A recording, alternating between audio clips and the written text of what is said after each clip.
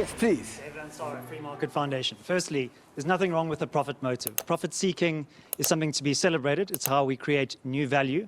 If we want South Africa to develop, we need people to get wealthy, and you do that through profit how seeking. How much? Well, within the boundaries of the law, and the state is there to maintain. Do you realize that levels of inequality are so egregious now around the world that people are extremely concerned about this? Serious economists are too. Well, our biggest problem in South Africa is a lack of economic freedom and poverty. In the 2023 Economic Freedom of the World Index, South Africa ranked 94th out of 165 countries in the recent year. In 2000, it was ranked 47th. There is a direct correlation between prosperity and freedom. So we need to get that ranking back up, and that benefits the poor. The bottom 10% of the lowest quartile of that ranking, do you accept? Give me a sec. They earn $1,700 per capita. These are the poorest people in the bottom quartile. In the freest countries, they earn $14,000. So they earn 8 times more in free countries than they earn in poor countries. So prosperity benefits the poor the most. Could I just ask you a simple question?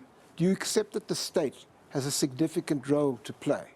The state has a role to play in maintaining law and order, which it is not currently doing, I'm not asking and upholding the rule of law. Are you seriously and it is failing on both of those Are you seriously telling me that you're a libertarian then? Yes.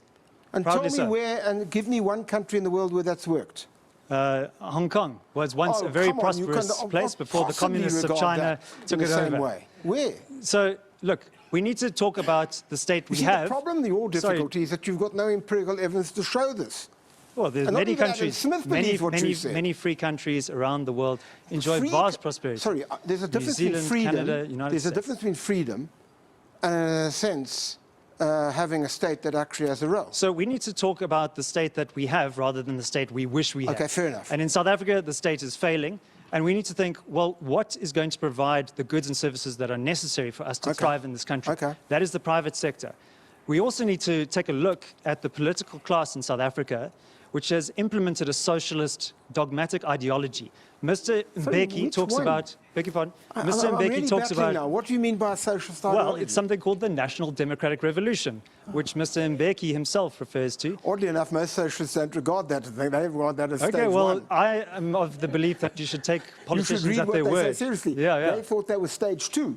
We stuck at stage 1. Well, Mr. Mbeki warns about the counter-revolution. I would say bring on the counter-revolution. Okay, I got because the revolution has actually destroyed a lot of the value in South Africa. Next door, and then I'll come to you. My message is for big business. We need to end this idea of social compacting. Big business needs to recognize its significant bargaining power.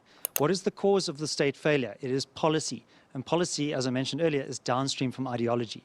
If business is going to provide support to the government that has created this mess, it needs to demand policy concessions. Get EWC off the table, get NHI off of the table, end race-based empowerment. Those should be the conditions of its participation. Right, okay.